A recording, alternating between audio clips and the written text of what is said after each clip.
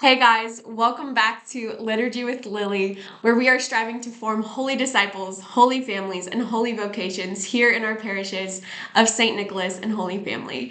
I'm Lily. I'm so happy to be with you guys again this week, third Sunday of Advent, and there is so much going on. So many of you may know the third Sunday of Advent as the week that we light the rose-colored candle.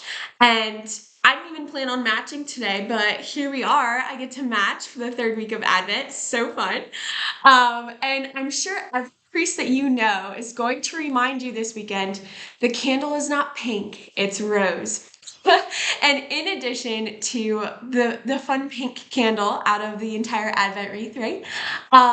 We also have a fun name for this weekend. So the third Sunday of Advent is known as Gaudete Sunday. And you might be like, Lily, that is a mouthful. I know, that's because it's Latin. So, Gaudete is the Latin word for rejoice. And so we are all called to rejoice and to be joyful this week because Jesus came to this earth in his first coming. God sent his only begotten Son, right?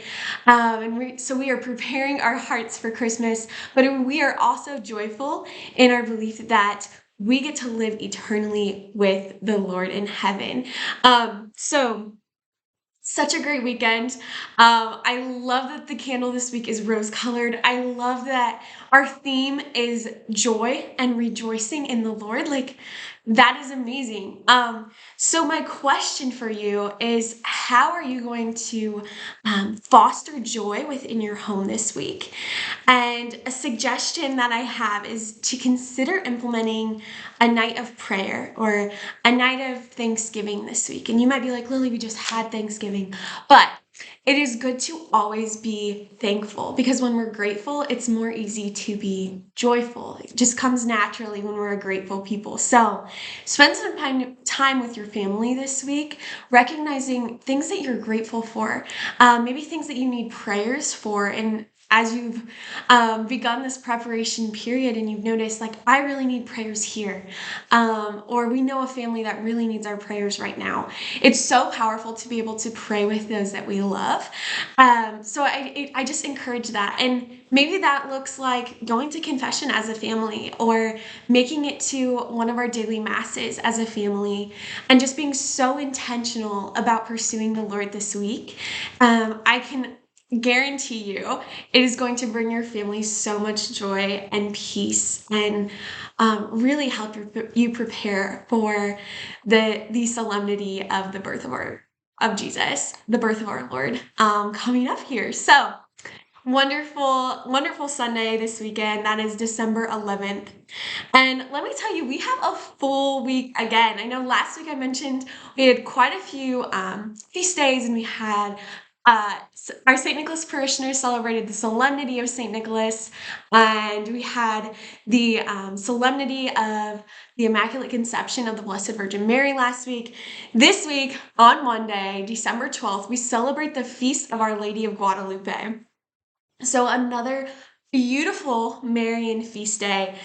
And so I'm going to give you guys a little bit of background on Our Lady of Guadalupe. So Our Lady appeared to Juan Diego in the year 1531. Okay, and so picture this. Juan is walking to mass and he hears this lady like calling his name from the top of a hill that he's walking by. And he's like, okay, I'm gonna go check this out, right? And he gets up to the top of this mountain and he sees this beautiful woman. And she addresses him and she also identifies herself as the Blessed Virgin. And what she does is she tells Juan to go to the bishop in Mexico City and to ask that a church be built on this hilltop to assist in the conversion of the nation, which is a really powerful thing. I want to make sure I said that right. The conversion of the nation.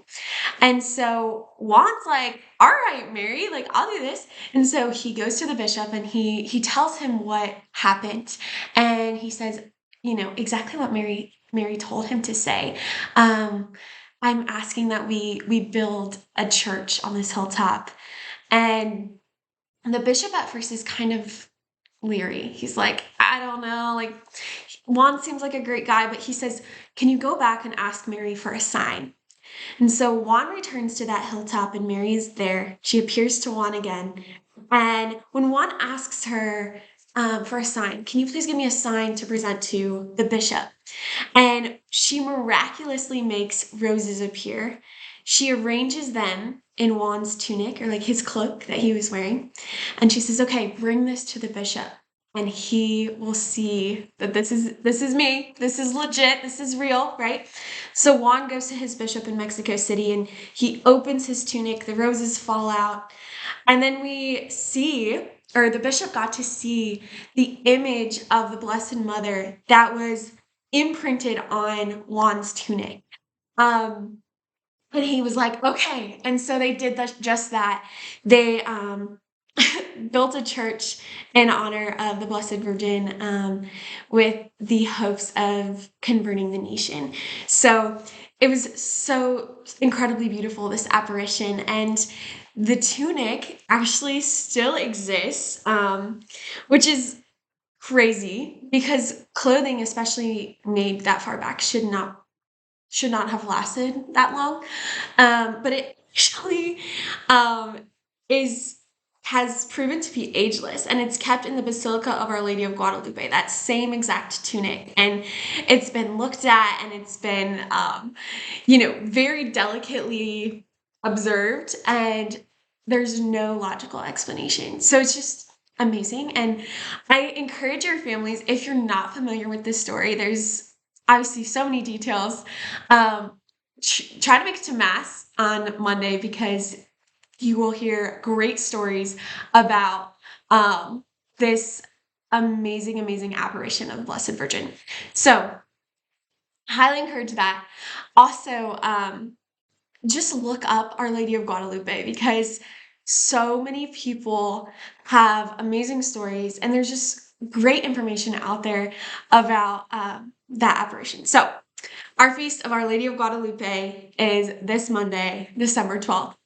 Also coming up this week on December 13th, which is Tuesday, we have the memorial of St. Lucy. St. Lucy, she dates back there. She was actually born in the year 283, and she died in the year 304. Also a great story, St. Lucy, so check her out. And then Wednesday, the 14th, we have the memorial of St. John of the Cross. And he was born in the year 1542, and he died in the year 1591, born and died in Spain. So both of those are great saints. Those are optional memorials. So when you're at Mass Tuesday and Wednesday, you will likely get to hear about these two very influential, very powerful, very strong saints within the Catholic Church. So in addition to that, we have a few other things. So the Culture Project is coming back this weekend. December 11th, the Culture Project will be back for the sexual integrity presentations for our young men and our young women. So these presentations are open to all of our students, 8th grade through 12th grade, and they begin at 7 p.m. So we will start in the St. Nicholas Hall, and we'll be splitting guys and girls for this talk. So we'll have ladies in the parish hall, and then the gentlemen will walk over together to the church. But everyone is welcome, grades 8 through 12. Please come hear from these wonderful missionaries. They're going to give their testimonies and speak the truth of the Catholic Church regarding the virtue of chastity. So excited for that coming up. Also, please note, I wanted to thank all of you, everyone that has ordered candy from our candy sales. I know our youth have actually been helping me make all of the Buckeyes, and so they're so excited to be giving those out to you guys. So please note, mark your calendars, this coming Thursday, Friday, Saturday. We had pickup times noted on the order forms. Please pick up your orders. We will have those out for you. And again, thank you so much for supporting our youth group. And the final thing I want to mention today is January 8th is our Epiphany party, our Parish Epiphany party. We've talked about it a lot, and you will start to see more advertisements, more marketing out there for that in the coming weeks. So keep an eye on the bulletin, on our Facebook, on our Instagram, and here on our YouTube channel. We are going to have updates on raffle prizes, on activities, on cookie decorating, on the live nativity, everything else, everything that will be going on. I want you all to be informed and excited about this event, and I encourage you to come. The event is January 8th at Holy Family, and it will take place from 1 to 4 p.m. in the hall downstairs in the basement. So I'm so excited to be here with you guys, and I wish you all a very happy, very joyful third week of Advent. Please know again that I am praying for you. Our parish staff here at St. Nicholas and Holy Family are praying for you, and we wish you all the best. See you next week.